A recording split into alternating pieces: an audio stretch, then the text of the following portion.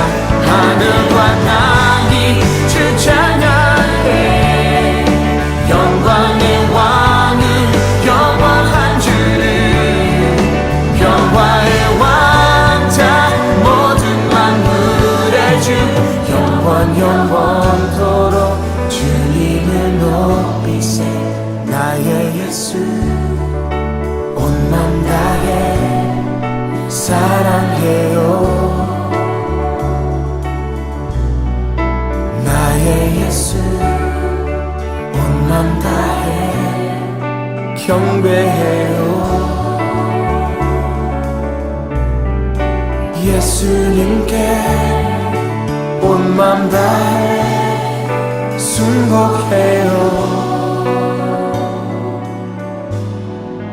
영원토록 찬양을 드립니다.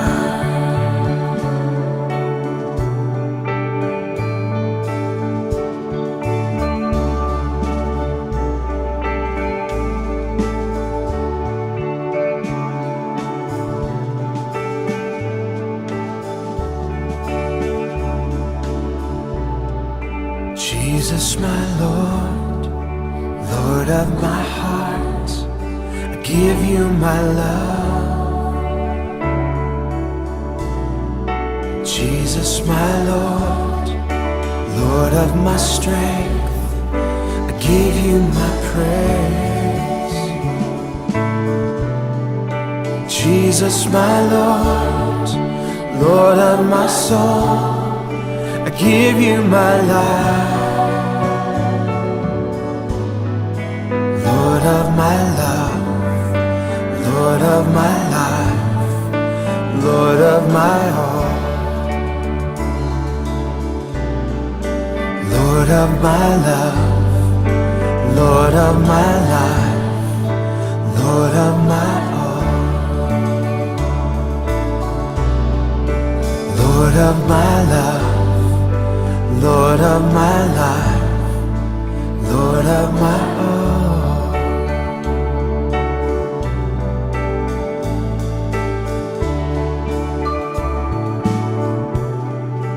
나의 예수, 나의 예수, 나의 예수, 나의 예수,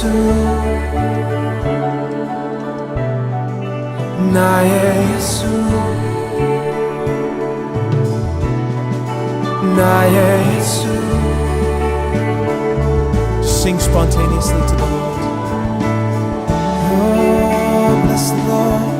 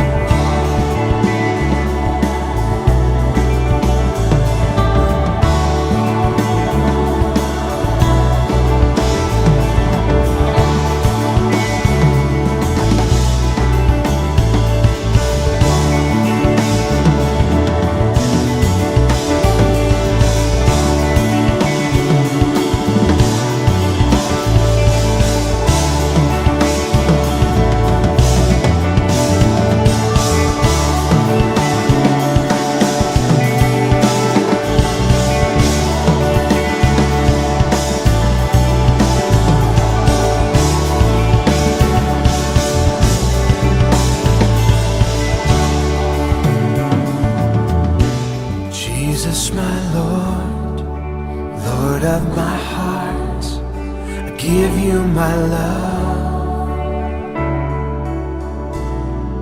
Jesus, my Lord, Lord of my strength, I give you my praise. Jesus, my Lord, Lord of my soul, I give you my life. Lord of my love, Lord of my life, Lord of my all.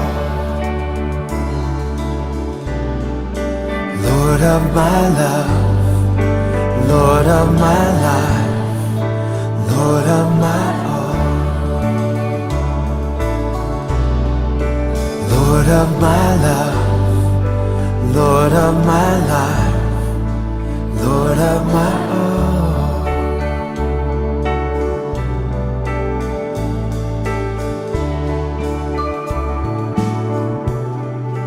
나의 예수, 나의 예수, 나의 예수, 나의 예수, 나의 예수,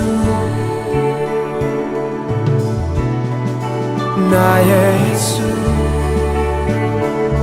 Sing spontaneously to the Lord. Oh, bless the Lord.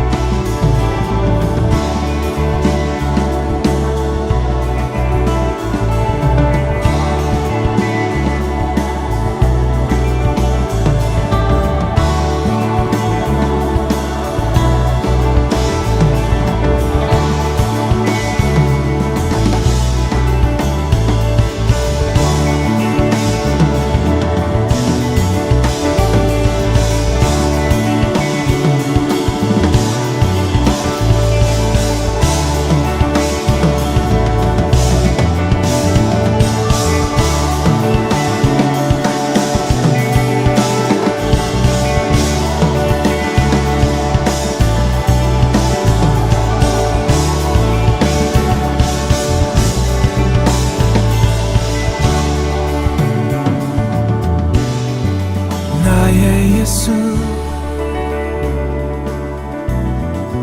나의 예수, 나의 예수, 나의 예수,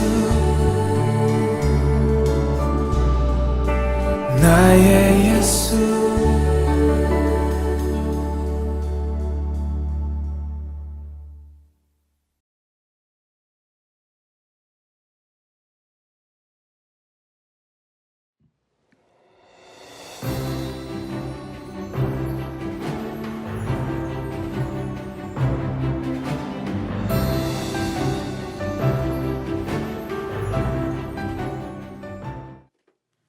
Even in intense pain for 16 weeks, 4 months, a third of 2013. Even in that intense pain, our family has felt the favor of God. And we felt the favor of God because of your prayers for us. And I want you to know that we intend for the rest of our lives to spend the rest of our lives comforting others with the same comfort that we have been given from God because of your prayers. Our hope is firm because we know. And what I want to say is that what you know is what gets you through in life. If you don't know the right things, when the rogue winds of life come and the tsunamis of life come, you're gonna fall over, you're gonna cave, you're gonna crumble.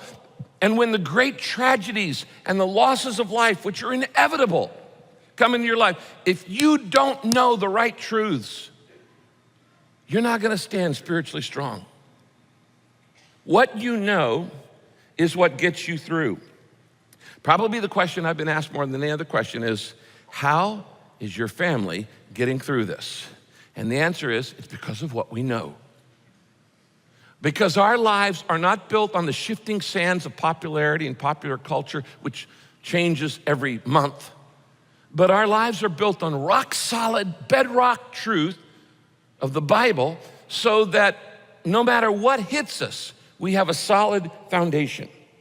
We know some unchanging truths. Today, I want to just mention 3 of those truths. Now, I don't like to say this as your pastor because I love you, but you're going to go through tough times. And you too will experience major losses in life. There is no growth without change. There is no change without loss. There is no loss without pain, and there is no pain without grief. You're going to go through losses in life. And you need to know these things that we're going to talk about this morning, and you need to remember them to make it through. How do you get through what you're going through? Let's get right into it. Number 1, the first thing we know is this.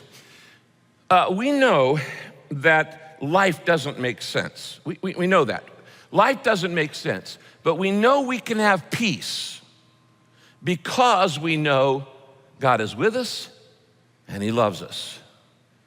Life doesn't make sense, but we can still have peace because we know God is with us and God loves us. Now, you have noticed, I'm sure, that life is often confusing. There are a lot more questions than answers, and there are a lot of unanswered questions. And the truth is, we simply don't know why things happen the way they do, and we're not gonna know.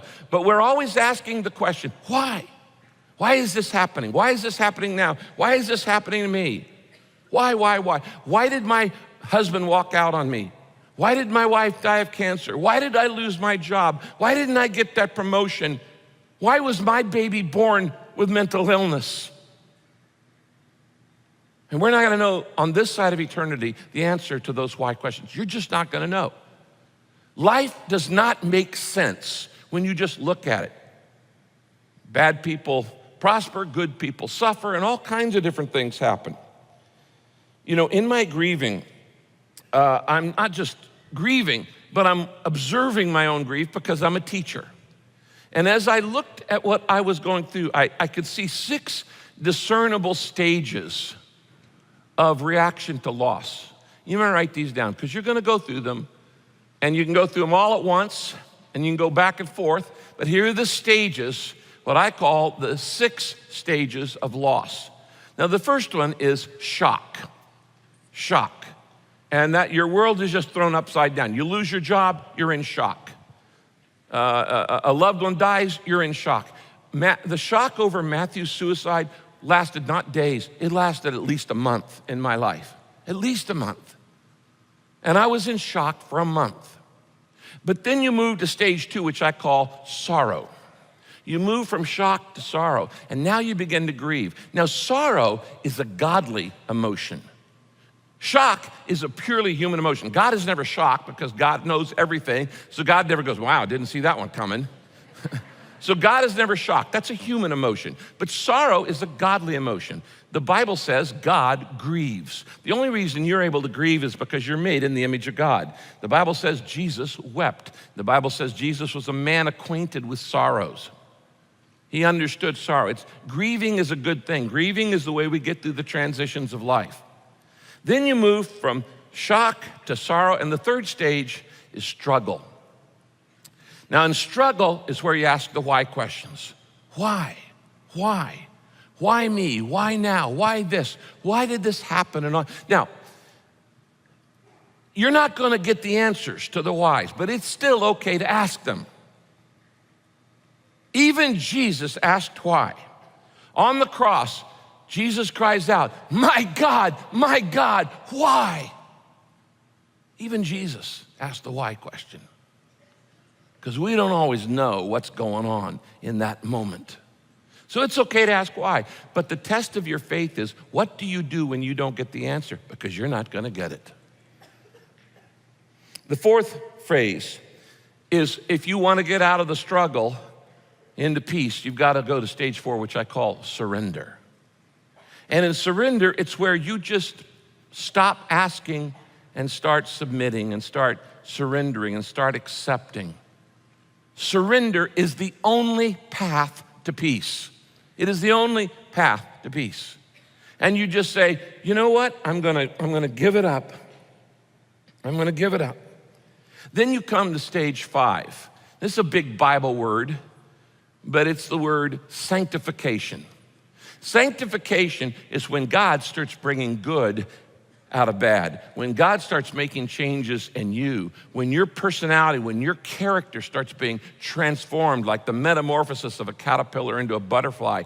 Sanctification is when God makes you more godly. Now, you're never gonna be God. You're never gonna be a God, not even a little God. People say, New Age movement says, you're a God. Oh, really? If you're a God, why don't you solve all the world's problems? You can't even solve your own. You're not a God, you're not even a mini-me God.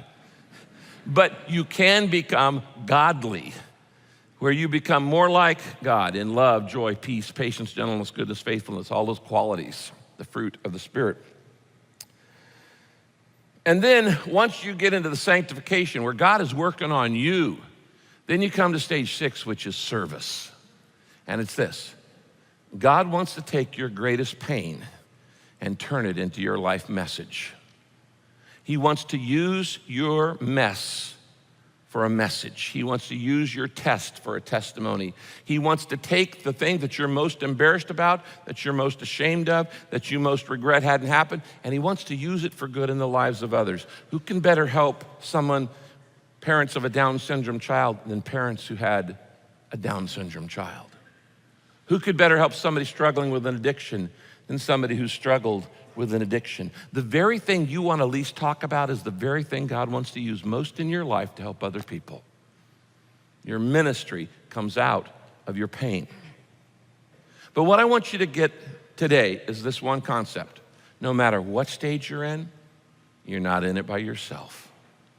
You're not alone. God is with you and God loves you. And that's why we can have peace even when life doesn't make sense, because God is with me and God loves me. You're not going to go through any of these stages on your own. There's a second thing you need to know, and you need to remember. Everything on earth is broken. Everything on earth is broken. But we can still have joy because we know God is good and he's got a greater plan. Everything on earth is broken. Now, the fact is, since sin and evil entered the world, it messed up everything. And nothing on this planet is perfect. Everything on the planet is broken. Nothing works perfectly. The weather does not work perfectly. We have tsunamis and we have earthquakes and we have fires and floods and all kinds of natural disasters. God didn't want that. He created a garden of paradise, a garden of Eden. Sin broke the planet. It broke the weather. It broke the climate. The economy doesn't work perfectly. None of your plans work perfectly. Have you noticed that? Not one of your plans works perfectly. Everything is broken. Well, if everything is broken, how can we have joy? Because we know God is good, and because we know he has a better purpose and a greater plan. Romans 8:28, one of the greatest promises in the Bible, says this: but we know, circle that, we know. We know, this is the second thing you need to know. We know that in all things, not some things, not the good things, we know that in all things, God works for the good of those who love him and have been called according to his purpose. Now, this is a great promise, but I want you to notice it's not a promise for everybody. He works for the good of those who love him and have been called according to his purpose. If you love God, everything that happens in your life, God is using it. He's gonna work it for good, even the bad. Anybody can bring good out of good. God specializes in bringing good out of bad. Now, if you don't love God, all things are not working for good in your life. In fact, all things are working for bad in your life because you're going against your Creator. And that's your arms are too short to box with God. You're gonna lose that one. On the day that Matthew died, we were suspecting, because we hadn't heard from him all day, he hadn't texted all day, that our greatest fear had probably happened. The day I prayed would never happen, the day I feared might, that he would take his life. We went over to his house and we couldn't get into his house because we didn't have a key to his house. His car was there and he wasn't answering the door. And we were worried that our deepest, greatest fear had happened. And as we stood there in the driveway waiting for police to come to break in and to see what inevitably was true, Kay and I stood there in the driveway, hugging each other, sobbing. Our hearts were breaking into a million pieces. And as we stood there trembling and sobbing out loud, Kay reached up and grabbed her necklace, which had 2 words on it, and she showed it to me. It was the words of a book that she wrote, the title of a book she wrote a year ago, Choose Joy. And I thought, are you kidding me? How in the world do you choose joy in the deepest grief? How do you choose joy in the worst pain? How do you choose joy when your greatest fear is being realized? You see, friends, the epidemic of our day is hopelessness. People are living and dying without hope. It is an epidemic of all proportion. The biggest problem on the planet is not poverty. We're trying to do something about that in the peace plan. The biggest problem on the planet is not disease. We're trying to do something about that in the peace plan. The biggest problem on the planet is not the lack of education, ignorance, and illiteracy. We're trying to do something about that. The biggest problem on the planet is hopelessness. It's hopelessness. People are living without hope. It's why Purpose-Driven Life is a bestseller everywhere and is the most translated book in the world except for the Bible, because people are hungry for hope. You can go days, you can go weeks without food. I could probably go months. You can go days without water, you can go a few minutes without air, but you cannot live without hope. Matthew's death came in the middle of an enormous battle of hope, for hope in my life. 5 days earlier was Easter, before Matthew died. I had just preached 14 services to about 50,000 people on the hope of the resurrection. And I had poured my heart out talking about the hope of heaven and the hope of resurrection and living with hope. On Monday, the day after Easter, we announced that after me saying no for 32 years, that I was gonna allow my team to put my messages on the radio nationally. And we launched on the Monday after Easter a program called Daily Hope. On Tuesday, I announced that I was gonna take a 4-month sabbatical and write the first book since Purpose-Driven Life, major book, and it was gonna be called The Hope You Need. You see a pattern starting here. Sunday, the hope of the resurrection. Monday, launching Daily Hope. Tuesday, starting on a book called The Hope You Need. Wednesday, I sent you a news and views and said, this weekend we're starting a new series on hope, and I'm gonna be doing a message out of 2 Chronicles 20 on what to do when you feel like you're under attack. On Thursday, Christianity Today magazine published a major article about the peace plan and our intentions to take the message of hope to 3,000 tribes around the world that have no Bible, no believer, no church. Little tiny tribes. And the article was called Rick Warren's Final Frontier. And it was about taking hope to the world on Thursday.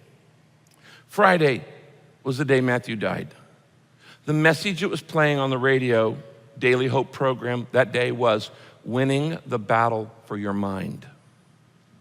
Now, we often think when something happens, a major loss happens in your life, we often think, this is the end of the world.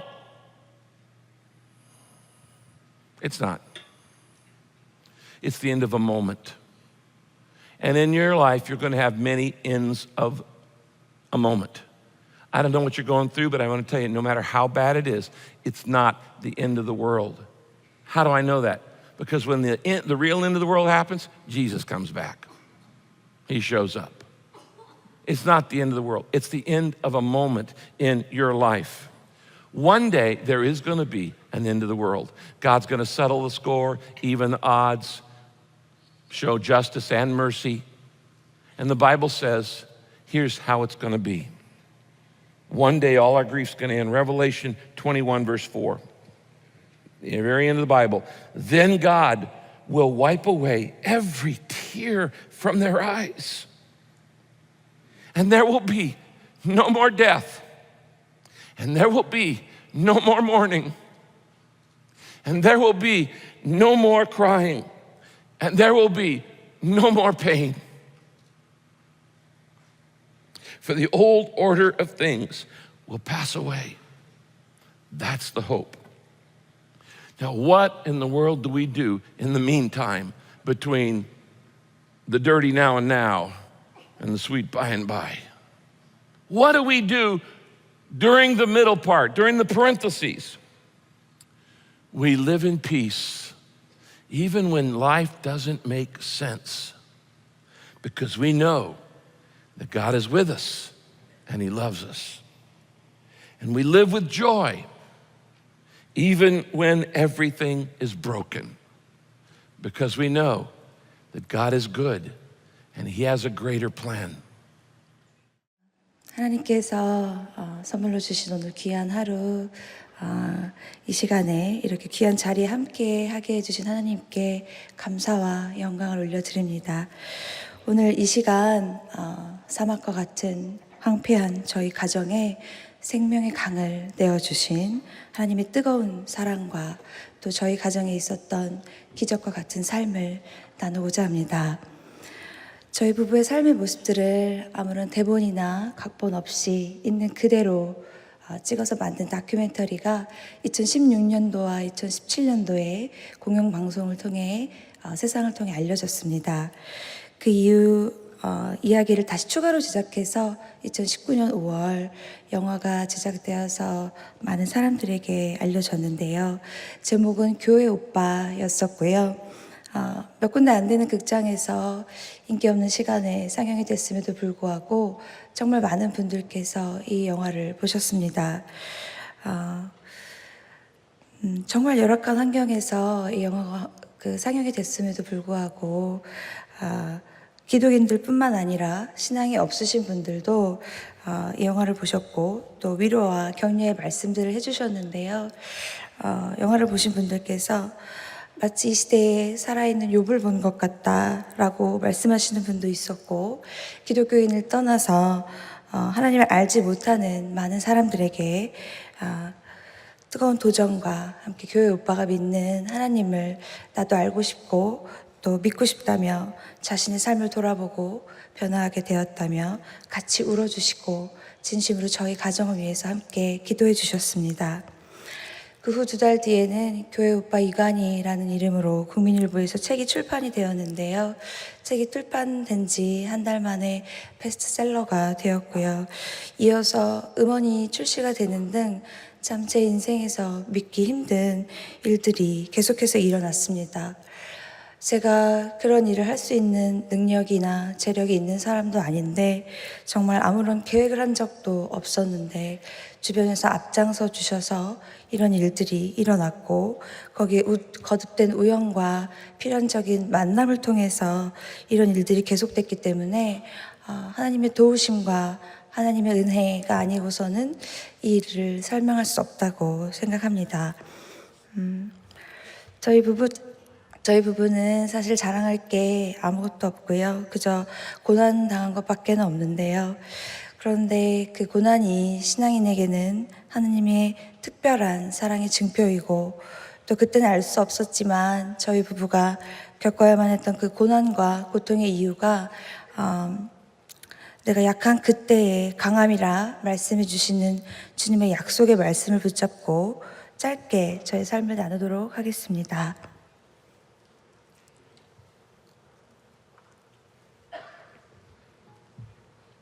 참 많은 고난의 사건들이 1년도 채 되지 않는 시간 동안 폭풍처럼 몰아닥쳤는데요. 첫 번째 고난은 남편 이간희 집사의 대장암 4기 진단이었습니다. 그때가 2015년 9월이었고 남편은 36살이었는데요. 대학교 재학 중일 때에 ROTC를 했었고 또 군대도 정식 육군 장교로 복무하고 제대하고 또 사회인으로 건강하게 직장 생활을 잘 하고 있었는데 갑자기 건강했던 젊은 남편이 대장암이라는 거예요. 마른 하늘의 날벼락이었습니다. 저는 그때 32살이었고 참 철이 없는 새댁이었는데 정말 모든 게 끝났다라는 생각이 들 정도로 절망적이더라고요. 그때 저는 이제 막 첫 아이를 출산을 하고 산후조리원에 2주 동안 몸조리를 하고 있었는데요. 신생아인 딸을 데리고 조리원에서 퇴소하는 날 집에 가자마자 남편의 대장암 소식을 듣게 됐습니다. 제 인생에서 가장 행복한 순간에 가장 불행한 말을 듣게 된 날이었습니다. 남편은 참 신앙이 좋은 모범생, 엄친아 교회 오빠였었고요. 실제로 저희 엄마의 친구의 아들이었어요.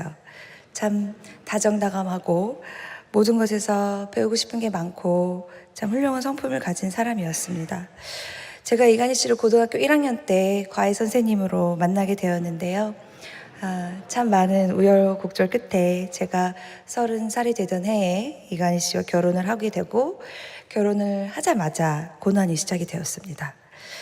마치 계획되어졌던 것처럼 남편과 결혼하게 되면서 어쩌면 피할 수도 있었던 그 엄청난 고난을 통과하게 되었지만 그 고통과 고난이 있었기 때문에 저희 부부가 더욱 하나님께만 매달리고 또 하나님 말씀만 의지하게 됐던 거기 때문에 저는 후회하지 않고요.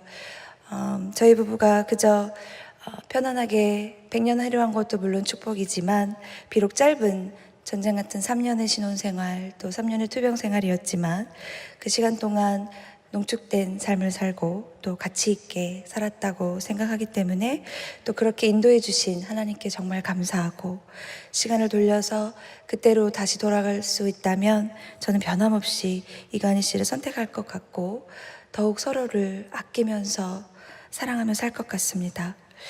대장암 4기라고 최종 확인이 된 날부터 어렵고 힘든 일들이 계속됐는데요.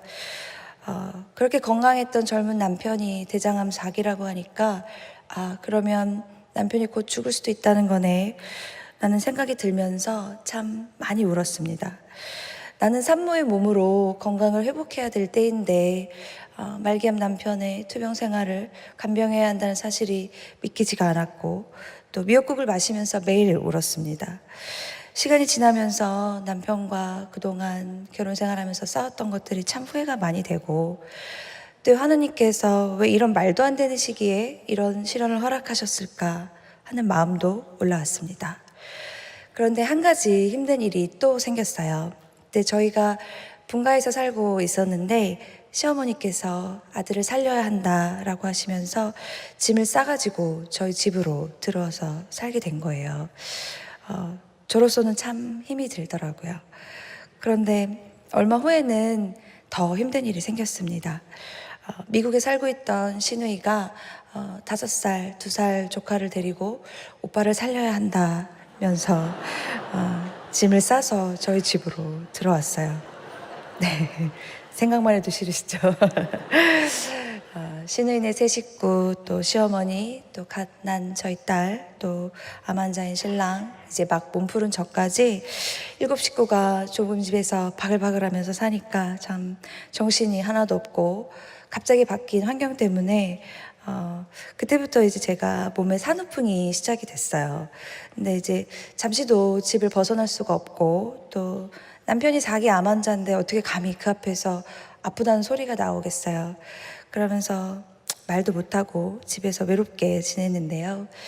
그때 당시 신랑은 LG전자에서 연구원으로 근무하다가 퀄컴 코리아라고 또 글로벌 IT 회사로 직장을 옮기고 또 승진을 하고 월급도 많이 받으면서 잘 다니고 있었어요.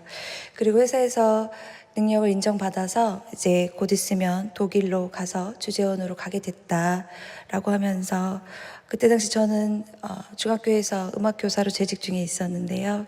학교를 휴직하고 몇 년 동안 유럽에 가서 아이를 키우면서 여행도 다니고 그렇게 살자라고 하면서 무지갯빛 청사진을 그리면서 한참 좋아하고 있을 때였습니다. 그러니까 신랑도 한참 잘 나갈 때 갑자기 낭떠러지로 떨어져 버린 거죠. 그때 제 마음이 참 힘들고 무너져 내렸는데 이간희 집사는 저와는 좀 달랐습니다. 대장암 4기면 객관적으로 살 확률보다 죽을 확률이 더 높잖아요. 그런데도 참 투병 생활조차도 모범적으로 잘하고 또 간절하게 기도하면 하나님께서 반드시 이 병을 고쳐주실 거다라고 굳게 믿었어요. 그래서 열심히 투병했고 또 암으로 인해서 두려워하거나 흔들리지 않았습니다. 그러나 시간이 흘러 또 그 소원과 기대가 조금씩 깨져갈 때도 나중에 죽음을 예감하게 되었을 때도 그 마음에 요동함이 없었습니다. 그게 저와 다른 점이었어요. 주님이 고쳐주지 않아도 그리 아니하실지라도 나는 여전히 하나님을 사랑합니다. 욥과 같은 믿음의 사람 이간희 집사는 오직 예수, 오직 믿음밖에 없었습니다. 그런데 저는 너무 힘들더라고요. 시댁 식구들의 이해할 수 없는 원망 섞인 말들, 또 사람들의 조롱과 불편한 시선들, 무슨 죄가 그렇게 많아서 그런 벌을 받았냐, 조상의 죄까지 하나님 앞에 전부 회개해라, 며느리가 잘 들어가야 되는데 그 집은 결혼을 잘못했네, 교회 사람들도 새댁이 힘내서 남편을 더 잘 보살펴라. 그런데 뭘 해먹었길래 젊은 남편이 대장암이냐. 좀 잘 해먹이지 그랬냐. 위로인지 조롱인지 알 수 없는 비수 같은 말들을 들으면서 그 시간들을 외롭게 방 안에 갇혀서 지냈습니다. 그러나 한편으로는 이 또한 지나가리라. 그 지옥 같은 시간이 언젠가는 흘러갈 거고 꼭 원래의 자리로 모든 것을 회복시켜 주실 거다라고 막연하게 믿었어요. 남편의 병을 치유하려고 이것저것 좋다는 것들을 사다가 먹여보기도 하고 암 환자에게 좋다는 곳을 찾아가야 한다고 남편에게 권면하면 이간의 집사는 늘 제게 은주야, 지금 이런 거보다 하나님 말씀을 더 붙들어야 돼. 은주도 말씀 읽는 시간을 늘렸으면 좋겠다 라고 이야기하던 사람이었습니다. 그러면 저도 지지 않고 말씀 묵상하고 기도했으면 인간적인 노력도 해야지, 적용도 해야 해. 암 환자 때에 먹을 것, 자는 것, 운동하는 것 소홀히 하지 마 라고 하면서 투닥투닥 서로의 부족함을 조금씩 채워갔는데요. 참 말로는 아름다운데 현실은 참 많이 다투기도 했고 그 투병 생활이 참 전쟁과 같이 피눈물이 나는 시간들이더라고요. 그러자 이제 투병 생활이 너무 힘들어져서 이제 한계 상황이 됐을 때 남편의 권면으로 아침마다 이제 큐티를 시작을 했는데요. 말씀이 정말 조금씩 아주 조금씩 제게 스며들면서 어느 누구한테도 털어놓을 수 없고 또 받지 못했던 위로를 말씀을 통해서 받게 하셨어요. 그 어려운 시간들을 견뎌낼 수 있을 만큼 말씀의 은혜를 부어주시더라고요. 그러던 사이 두 번째 고난이 찾아왔습니다. 투병 생활이 적응되어 갈 쯤에 이제 각자의 자리로 가서 잘 살아내자. 그래서 어머님도 이제 집으로 가시고 시누이도 이제 미국으로 돌아갔어요. 그리고 나서 그날이 12월 31일 송구영신 예배를 드리려고 준비하고 있는데 남편한테 전화가 왔어요. 어머님이 연락이 안 되니까 어머님 집에 좀 가봐라 라고 하더라고요. 그래서 4개월 된 딸 소연이를 친정 엄마한테 맡기고 어머님 댁으로 갔습니다. 그런데 거기서 제 평생에 잊을 수 없고 사실은 지금도 그 트라우마 때문에 고생을 하는데요. 옷방 안에서 어머님이 목을 매달고 스스로 생을 마감하신 그 참담한 모습을 제 눈으로 직접 보게 되었습니다.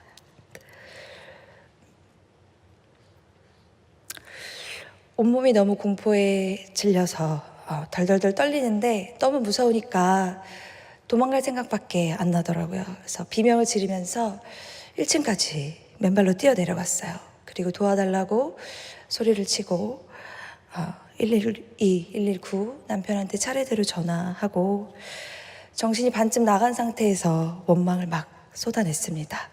어떻게 이러실 수가 있냐고. 당신의 사랑하는 아들한테 이게 무슨 짓이냐고. 이렇게 무책임하게 혼자 가시면 안 되는 거 아니냐고. 하나님 살아계신 거 맞습니까? 살아계시다면 어떻게 이런 일을 허락하셨습니까? 제가 이성을 잃고 소리를 지르고 있는 동안 이제 경찰도 오고 남편도 도착을 했는데요.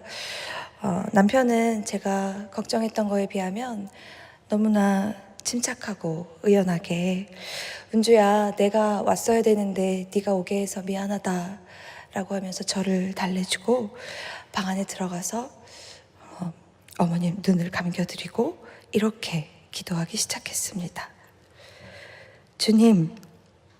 주님께서 허락하신 암이라는 병도 저는 축복으로 여기고 있습니다. 제 육과 영을 깨끗이 고치기 위함이라는 것도 알고 있습니다. 항암 치료로 온몸에 두드러기가 나고 머리카락이 다 빠지고 땅에서 머리를 들 수 없어도 제가 욥보다 더 강한 믿음으로 주님만을 사랑하는 제 마음은 절대 변하지 않을 겁니다. 그런데 주님, 제 첫 번째 기도 제목은 항상 제 병 고침이 아니라 우리 엄마에게 마음의 평안을 허락해 달라는 것이었는데 제 기도를 어찌 이렇게 응답하십니까? 주님, 저의 믿음을 시험하지 마세요.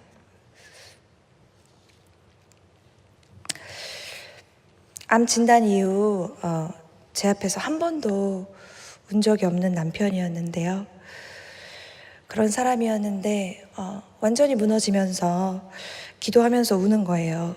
눈물을 손으로 닦아내면서 마지막에는 이렇게 기도하더라고요.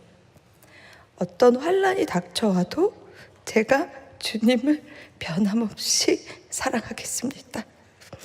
절대 주님을 배신하지 않겠습니다. 주님 사랑합니다. 주님 감사합니다. 엄마 사랑해. 미안해.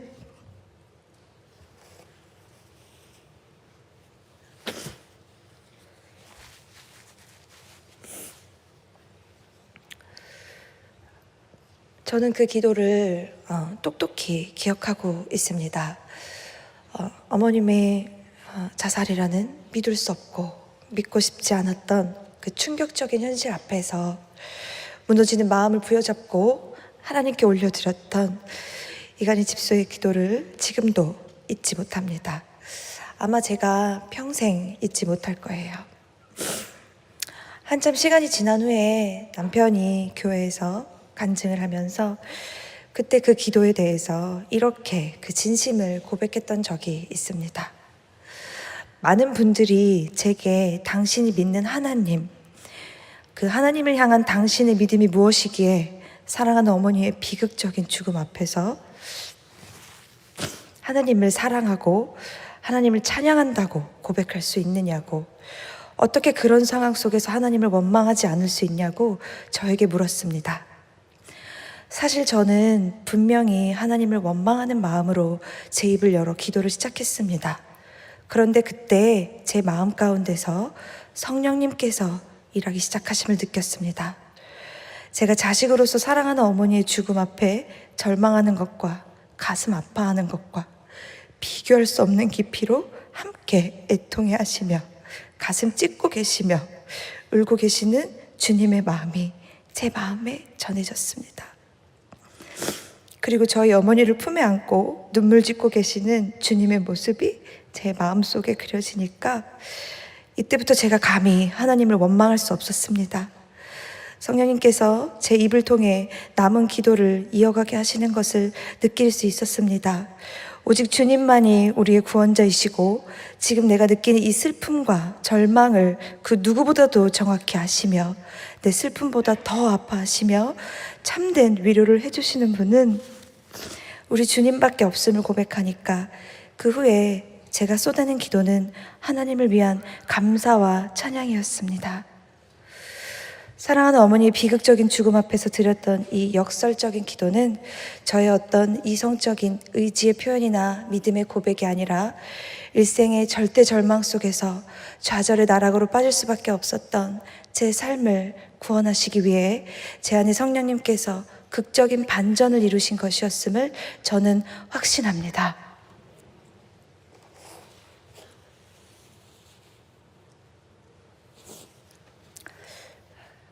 두 가지 큰 고난이 쉴 새 없이 연달아 한꺼번에 왔기 때문에 정말 저희 부부가 감당하기에는 너무나 힘이 들더라고요. 그런데 상상할 수 없는 또 세 번째 고난이 닥쳐왔습니다. 어머님이 장례식을 치르고 3개월이 지났을 때 제 몸에서 이상한 변화가 생기기 시작했는데요. 산후풍 통증이 이제 너무 심하니까 진통제를 하루에 10알씩 먹는데도 통증이 잡히질 않는 거예요. 신랑이 암 환자다 보니까 아프다고 할 수도 없고 또 사정이 여의치가 않아서 계속 참고만 있다가 더 이상 참을 수 없는 지경이 돼서 이제 병원에 가서 입원을 했는데요. 그날이 남편이 12차 항암을 하고 있었던 날이었고 어쩔 수 없이 이제 혼자 입원해서 병원에 있는데 의사 선생님께서 오셔서 좀 정밀 검사를 받아야 될 것 같다고 하시더라고요. 그래서 이제 혼자서 알 수 없는 검사들을 받고 다음날 의사 선생님과 간호사 선생님 오셔서 급하게 보호자를 찾으시는데 지금 보호자가 올 수 없으니 저한테 말씀하세요 라고 했더니 직접 저에게 말씀을 하시더라고요. 온몸에 암이 너무 많이 퍼져 있고 덩어리도 크고 골수에도 전이가 있으니까 당장 항암 치료를 시작해야 합니다. 라고 하면서 병명이 혈액암 4기라고 하는 거예요. 그래서 내가 이렇게 아팠구나. 암 때문에 아팠구나. 일찍 병원에 왔어야 했는데 내가 참 바보였구나. 그런데 어떻게 나까지 암일 수가 있지? 그런 생각과 함께 눈물을 흘리며 동시에 웃음이 나오더라고요. 그리고 순간적으로 이런 생각이 들었습니다. 내가 지금 악몽을 길게 꾸고 있나? 하나님께서 나를 사랑하지 않으시나? 하나님, 우리 소연이는 어떻게 하실 거예요? 고아로 만드실 건가요? 어린 딸 생각을 하니까 억장이 무너지고 이제 우리 부부는 어떻게 해야 하나. 그래도 그동안 믿음으로 간신히 하루하루 버텨왔는데 정말 앞이 안 보이더라고요. 그때 하나님께서 제게 이런 질문을 하시는 것 같았어요. 은주야, 너 나를 믿는 거 맞니? 너 정말 나를 신뢰하니? 너는 나를 사랑하니? 저는 아무런 대답도 못했고요.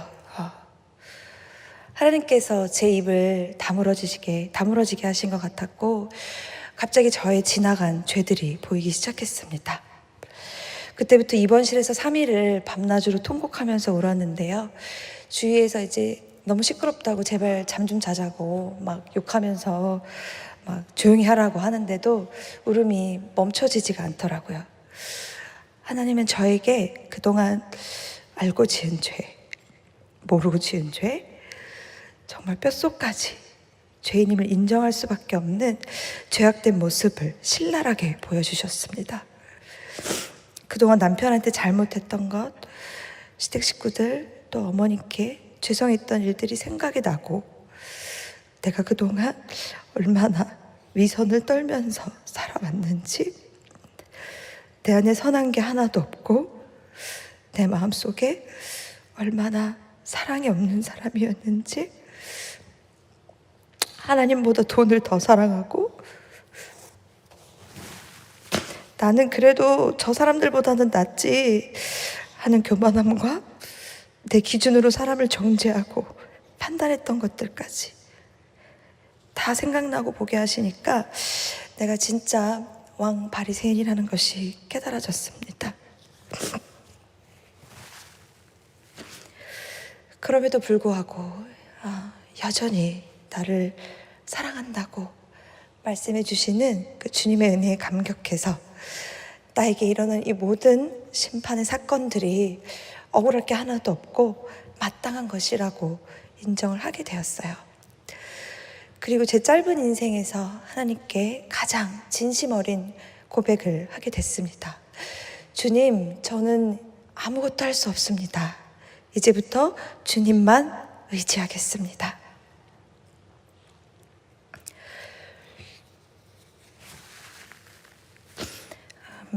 7개월 사이에 3가지 고난을 한꺼번에 겪은 후에 참 어떻게 살아가야 할지 앞길이 보이지 않을 때 저희 부부는 하나님만 의지하고 암을 고쳐주시든지 아니하시든지 살면 사명, 죽으면 천국, 모든 걸 하나님께 맡기고 오직 말씀 묵상하고 기도에 올인하기로 했습니다. 그런데 놀라운 반전이 일어났어요. 제가 혈액암 4기를 선고받고 난 후에는 모든 게 다 끝난 것 같았는데 전혀 예상치 못한 좋은 일이 일어났습니다. 두 사람 다 똑같이 4기의 암 환자가 되고 나니까 서로를 이렇게 바라보기만 해도 너무너무 불쌍한 거예요. 아유, 저 언제 죽을지도 모르는 저 인간 이제 이러면서 하나님이 고쳐주실 거다라고 믿으면서도 참 서로가 보기에는 그냥 불쌍한 말기암 환자인 거더라고요. 그래서 상대방이 좀 억지를 부리고 또 내주장하고 또 고집을 부려도 한쪽에서 양보하게 되고 또 한쪽이 양보하면 또 그게 미안해서 또 저쪽에서는 고마워하고 그러다 보니까 참 그 힘든 시기에 다투고 싸울 일이 없어져 버렸습니다. 또 혹시 나 때문에 이 사람이 암에 걸린 건 아닌가? 나랑 결혼하지 않았으면 이 사람이 암에 걸리지 않았을 수도 있었을 텐데 하는 생각이 들면서 괜히 미안한 거예요. 그래서 이제 서로 미안하다고 사과하면서 눈물바다가 됐던 적도 많고요. 부부 사이 일을 다 전할 수는 없지만 함께 말씀을 묵상하고 또 큐티하면서 이런저런 얘기를 나누다 보니까 그동안 서로에게 쌓였던 오해도 풀어지고 또 말씀으로 똑같이 한 곳을 바라보기 시작하니까 정말 서로에게 너무나 소중한 존재가 되더라고요. 또 두 사람 다 삶이 얼마가 남았는지 알 수 없는 상태니까 전에는 참 받고 싶은 게 많았는데 그때부터는 주고 싶은 게 더 많아지더라고요. 그래서 참 그때부터는 정말로 진심으로 서로를 아끼고 사랑하는 부부가 되었어요. 왜 진작부터 서로를 그렇게 아끼고 사랑하지 못했을까? 그렇게 짧은 인생이었는데 하고 회개할 때가 많습니다. 두 사람 다 4기 암 환자가 되고 나서야 얻게 된 신기한 체험이고 또 하나님의 크신 은혜라고 생각합니다.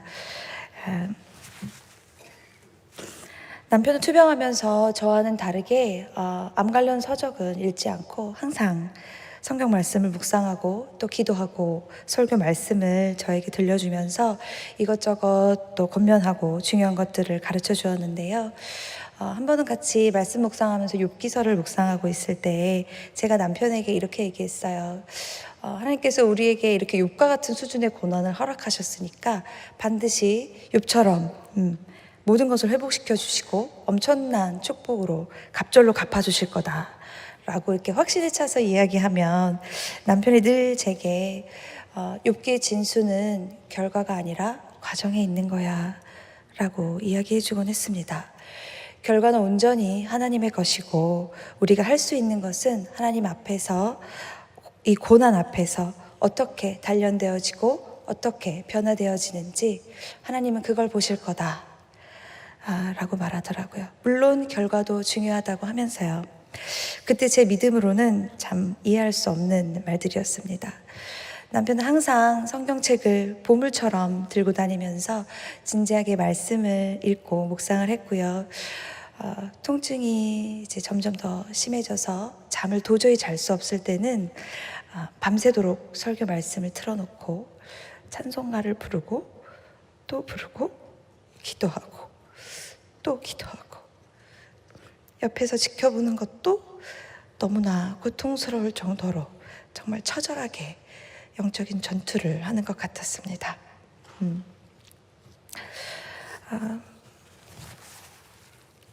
남편이 암투병을 하는 동안 참 많은 말들을 했는데요. 남편이 훌륭하다고 자랑하는 건 아니고요. 남편이 했던 말들을 사실 저는 기억을 못해요. 근데 하나님께서 참 신기한 인연을 보내주셔서 다 그 기록들을 영상과 문서로 남기게 하셨는데요. 한 번은 이런 말을 한 적이 있어요. 14개월 만에 암이 다시 재발하면서 다시 2차로 15시간 동안 몸에 있는 장기를 이제 거의 다 잘라내는 수술을 받고 난 후에 정말 다 죽어가는 몰골을 하고 이런 말을 했더라고요. 하나님을 원망하거나 불평하는 것이 아니라 어떤 상황 가운데서도 감사할 거리를 찾으려고 해야 한다. 암이라는 고난 때문에 하나님에게서 멀어지는 자가 아니라 이 고난을 통해 더 하나님께 나아가는 자의 삶을 산다면 그런 삶도 충분히 의미가 있고 행복한 삶이다. 시간이 지날수록 남편은 참 보석처럼 반짝반짝 빛나게 믿음이 더하여지고 더 깊게 하나님과 교제를 누리며 성화되어 갔지만 모두의 바람과 기도와는 다르게 점점 병세가 더 악화되어졌고 두 번의 재발 끝에 2018년 9월 16일 자기가 태어난 생일날이었어요. 그날 그토록 사랑하던 주님을 만나러 갔습니다. 이 땅에 태어나게 하신 날 천국 입성의 첫 날이 되게 해주셨어요. 이간희 집사가 소천하기 열흘 전쯤에 온몸에 구멍을 뚫고 관을 주렁주렁 달고 피를 쏟고 있을 때도 말기암의 그 끔찍한 통증과 처절하게 싸우면서도 마약성 진통제인 몰핀을 거부했는데요. 제가 그 이유를 물었어요. 너무 고통스러우니까 몰핀을 맞자, 왜 안 맞느냐라고 물었더니 조금이라도 더 맑은 정신으로 하나님의 말씀을 읽고 싶고 설교를 듣고 싶다고 하더라고요.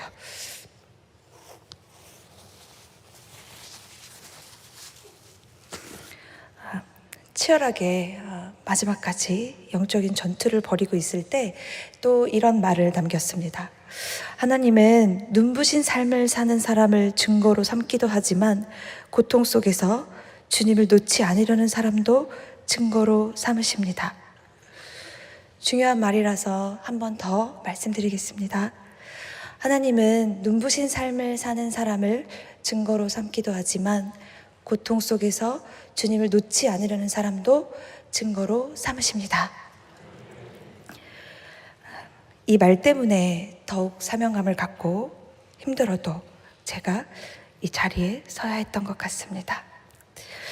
저희 부부의 투병 과정에서 우리의 의지와 계획과는 아무런 상관도 없이 오직 하나님의 은혜와 강권적인 개입하심으로 똑같이 말기암 환우의 보호자였던, 그래서 더욱 말하지 않아도 서로의 처지를 공감할 수 있었던 KBS 이호경 PD를 만나게 되고, 비기독교인인 이 이호경 PD를 통해서 믿지 않는 자들의 시선으로 바라본 저희 부부의 모습과 또 삶의 고백들이 다큐멘터리로 제작되었고 또 영화가 되었고 또 세상에 알려지고 미국과 캐나다 또 해외까지 상영을 하게 되었습니다.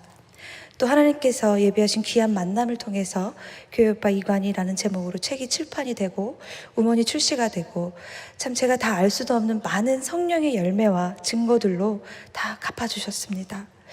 저는 일일이 다 증거하기도 힘든 이 모든 사건들이 하나님의 영광을 드러내기 위해서 저희 부부의 삶 속에서 단 한순간도 떠나지 않으시고 함께 동행하시며 마지막 죽음의 순간까지도 개입하신 하나님의 한치 오차도 없는 완벽한 계획하심이었다고 저는 감히 믿고 고백합니다. 남편이 투병 중에 쏟아냈던 깨달음과 믿음의 고백들, 또 큐티하면서 나누었던 대화들, 한치 앞을 알 수도 없고 참 예상할 수도 없는 그 목숨을 건 투병 가운데 처연하게 뱉어냈던 그 생명의 언어들을 하나님께서 하나도 놓치지 않으시고 사랑하는 아들을 통해 전하셨고, 어느 누구도 주목하지 않을 때 필연적인 만남을 통해서 사람들을 보내주시고 세워주셔서 그 모든 기록들을 남기게 하셨고 말할 수 없는 성령의 열매들로 갚아주셨어요. 참 이 모든 것이 정말 합력해서 하나님의 영광이라는 선을 이루었다는 사실에 너무 감사하고, 거기에 미약하지만 제 남편의 믿음과 헌신이 재료로 쓰일 수 있었으니까 얼마나 가치 있고 영광된 일인지 모르겠습니다. 그리고 남편이 아마 하늘나라에서 지켜보면서 얼마나 기뻐하고 있을까요? 제게는 소원이 하나 있는데요. 부족하고 보시다시피 너무나 연약해서 매일 쓰러지고 아픈 저이지만 지금은 하늘에 있는 남편의 돕는 배필로서, 주님의 신부로서 제게 주어진 이 땅에서의 소명을 잘 감당하고 딸 소연이를 믿음 안에서 잘 키우고 훗날 천국에서 보고 싶은 남편과 사랑하는 주님을 만나면 수고했다 은주야, 수고했다 은주야 하는 말을 꼭 듣고 싶습니다. 긴 시간 저의 간증을 경청해 주셔서 감사드리고 기도로 이 시간 마무리하도록 하겠습니다.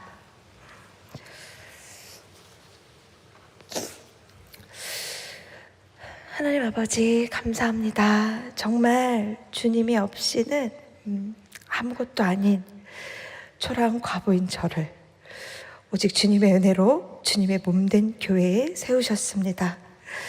지금 이 순간도 일하고 계신 하나님의 능력이 이곳에 함께하는 주님의 백성들 가운데 임하기를 소망합니다. 연약한 나를 통해서 더 강함을 드러내신 주님의 신실하심과 그 거룩하심을 찬양합니다. 우리의 고난과 이 심판의 사건이 때로는 너무나 고통스럽지만 고난의 유익이라는 주님의 말씀이 뼈에 각인되기를 원합니다. 이 고난을 통하여서 내 죄를 보고 내가 죽을 수밖에 없는 죄인이라는 사실을 깨달아 알고 회개하게 하옵소서. 그리하여 이 고난이 주님께서 우리에게 주신 진정한 축복임을 깨닫는 인생 되도록 믿음 더하여 주시옵소서. 사랑하는 아들을 십자가에 못 박혀 죽게까지 하시며 우리를 사랑한다고 확증해 주신 하나님의 은혜에 감격해서 부활 소망으로 이 땅에서 기쁨으로 사명 감당하는 인생 되도록 축복하여 주시옵소서. 회복시켜 주시옵소서. 생각건대 현재의 고난은 잠깐이요 장차올 영광과 좋게 비교할 수 없도다 하신 주님, 우리에게 맡겨진 영혼 구원의 사명을 잘 감당할 수 있도록 주의 능력을 더딥혀 주시고 세상 가운데 나아갈 때에 기도의 응답을 경험하며 하나님이 주시는 지혜와 능력으로 크신 은혜를 경험케 되는 주의 백성들 되게 하옵소서. 살아계신 우리 주 예수 그리스도 이름으로 기도드리옵나이다. 아멘. 감사합니다.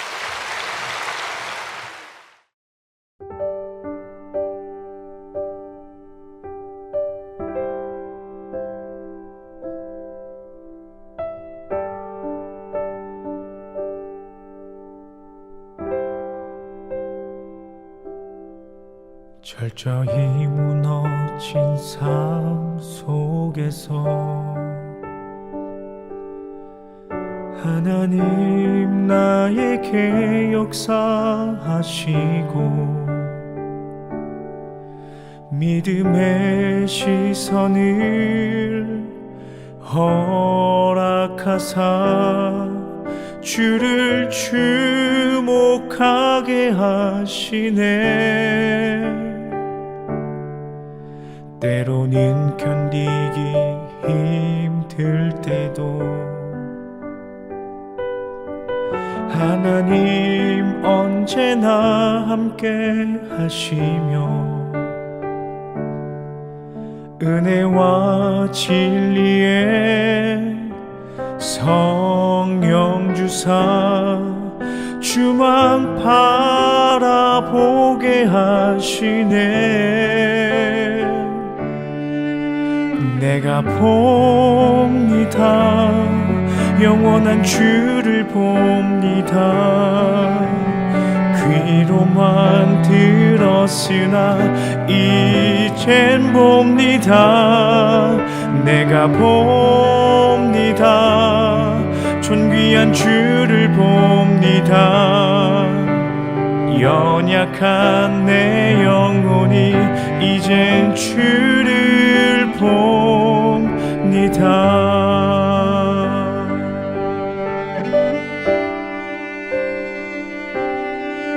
철저히 무너진 삶 속에서 하나님 나에게 역사하시고 믿음의 시선을 허락하사 주를 주목하게 하시네. 때로는 견디기 힘들 때도 하나님 언제나 함께 하시며 은혜와 진리에 성령 주사 주만 바라보게 하시네. 내가 봅니다. 영원한 주를 봅니다. 귀로만 들었으나 이젠 봅니다. 내가 봅니다. 존귀한 주를 봅니다. 연약한 내 영혼이 이젠 이젠 주를 봅니다.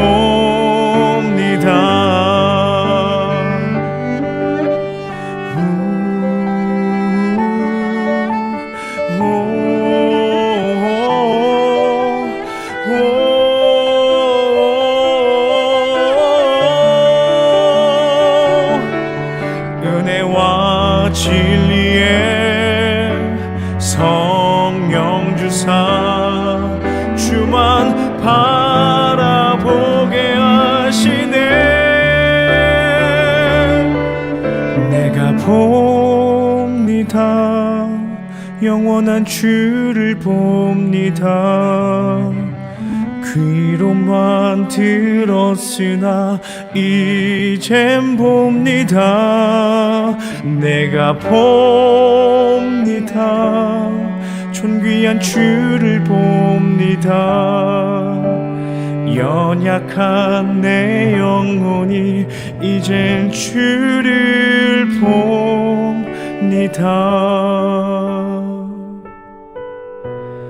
연약한 내 영혼이 이젠 주를 연약한 내 영혼이 이젠 주를 봅니다.